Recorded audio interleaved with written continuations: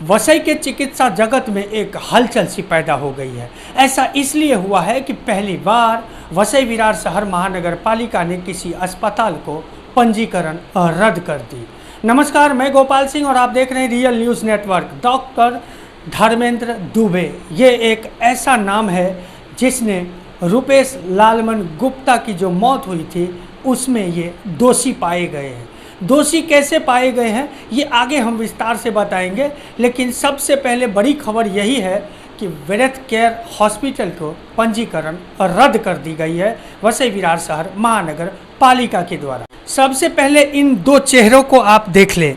ये है RMO Ritesh Vishwakarma, non registered doctor from Maharashtra council of Indian medicine, और दूसरा ये जो चेहरा देख रहे हैं आप RMO अवधेश यादव, ये BAMS मेडिकल स्टूडेंट है। और ये धर्मेंद्र दुबे जो ये हॉस्पिटल चला रहे हैं ब्रेथ केयर हॉस्पिटल, ये इन्हें पता नहीं था कि ये स्टूडेंट है, ये BAMS कर रहा है, तो फिर इनसे इलाज कैसे करवाएगा। सबसे बड़ी बात है कि ICU गहन चिकित्सा कक्ष में किसी MBBS का ना होना ही लापरवाही है। और ऐसे में मरीज ये जो रुपेश लालमन गुप्ता है ये तड़पते रह जाते हैं, लेकिन डॉक्टर धर्मेंद्र दुबे अपने क्लिनिक में भी नहीं आते हैं और अंतोगत्वा रुपेश लालमन गुप्ता की मौत हो जाती है। बेटे के मौत के बाद लालमन गुप्ता चैन से नहीं बैठे, क्योंकि उन्हें पता था उनका बेटा मरा नहीं है और ये हॉस्पिटल के चूक के कारण इनकी मौत हुई है। और यही कारण है कि वो 1.5 साल तक महानगर पालिका का चक्कर लगाते रहे, लेकिन महानगर पालिका सुनवाई करने की तो बात दूर, उनको ठीक से अटेंड तक नहीं करते थे। नतीजा लालमन गुप्ता यहाँ के स्वास्थ्य विभाग के राज्य सरकार मुंबई जा कर के उन्होंने अपना आवेदन दिया और उसके बाद वहाँ से जांच समिति गठित हुई और उसके बाद ये ब्रेथ केयर हॉस्पिटल और इनके डॉक्टर की लापरवाही सामने आ गई। जिला शल्य चिकित्सक द्वारा गठित विशेषज्ञ समिति ने अपनी रिपोर्ट में जो खुलासे किए हैं वाकई वो हैरान कर देने वाली है। पहला, डॉक्टर ने मरीज को गंभीर स्थिति होने के बावजूद इलाज को आवश्यक समझा ही नहीं। जीवन रक्षक उपकरण और पर्याप्त ऑक्सीजन सपोर्ट मौजूद नहीं था। अप्रशिक्षित स्टाफ से इलाज करवाना चिकित्सा मानकों का खुला उल्लंघन था। दोस्तों, ये धर्मेंद्र दुबे ये डॉक्टर है, ये तो व्यवसायी है। ये धर्मेंद्र दुबे अप्रशिक्षित डॉक्टरों को अपने क्लिनिक में रखा और फिर उनसे इलाज भी करवाया, और वो भी गहन चिकित्सा कक्ष में। और वाकई ये रुपेश लालमन गुप्ता तड़पते रहे उनके क्लिनिक में, लेकिन वो एक बार भी पलट के अपने क्लिनिक नहीं आए। नतीजा आज सबके सामने है। ब्रेथ केयर हॉस्पिटल बंद हो चुका है, मतलब पंजीकरण रद्द हो चुकी है। लेकिन आज 30 अक्टूबर है और ये अस्पताल अभी भी चालू है, और ये डॉक्टर धर्मेंद्र दुबे के ऊपर धारा 304 भी चालू है, जिसे गैर इरादतन हत्या का मामला दर्ज हुआ है। और आने वाले दिनों में अगर जांच सही तरीके से हो तो ये डॉक्टर ज़रूर दोषी पाए जाएंगे, और दोषी ना होता तो फिर ये इनकी हॉस्पिटल की पंजीकरण रद्द कैसे होती।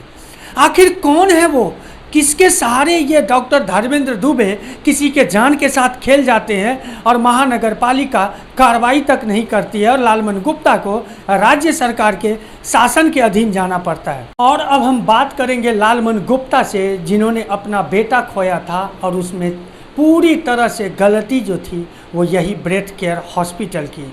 मेरे लड़के का डेथ हो गया डॉक्टर की लापरवाही की वजह से। डॉक्टर आया ही नहीं था और मैंने बहुत लंबी संघर्ष की लड़ाई लड़ी। मैंने कितना साल लड़ाई लड़ा? ये मेरा लड़के का डेथ हुआ था 19 मार्च 2024 को। उससे मैं लगातार लड़ाई लड़ते रहा प्रशासन से। उसके बाद में आयुक्तालय से आया चौकसी करने के लिए महानगर पालिका को। महानगर पालिका भी समिति बनाई। समिति बनाने के बाद लंबी लड़ाई के बाद सुनावनी लगी। सुनावनी लगने के बाद में 14 अक्टूबर 2025 को ब्रेथ केयर हॉस्पिटल का 14 अक्टूबर 2025 को हाँ, ब्रेथ केयर हॉस्पिटल का लाइसेंस कैंसिल किया महानगर पालिका ने। लेकिन आज भी हॉस्पिटल चालू, आज भी हॉस्पिटल चालू ही है। महानगर पालिका उसके ऊपर एक्शन क्यों नहीं ले रही है, लाइसेंस कैंसिल करके क्या कर रही है, उसके ऊपर एक्शन नहीं लिया। आज भी देख रहा हूँ हॉस्पिटल चालू ही है। कौन है वो जो इस ब्रेथ केयर हॉस्पिटल को बचाने में लगा है? आखिर अगर जांच में पाया गया कि हॉस्पिटल की लापरवाही थी, डॉक्टर की घोर लापरवाही थी, फिर भी ये हॉस्पिटल चालू है, तो अब किसकी लापरवाही है?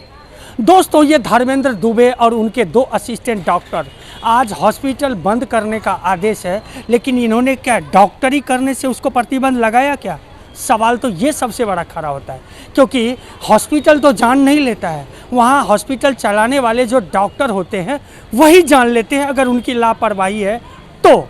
और जिसमें ये जांच में साबित हो गया कि डॉक्टर धर्मेंद्र दुबे और उनका नर्सिंग होम पूरी तरह से रुपेश लालमन गुप्ता के मौत में लापरवाही बरती थी, गलत दवाएं दी गई थी और समय पे उपचार नहीं दिया गया, तो फिर आज ये अस्पताल चालू कैसे है?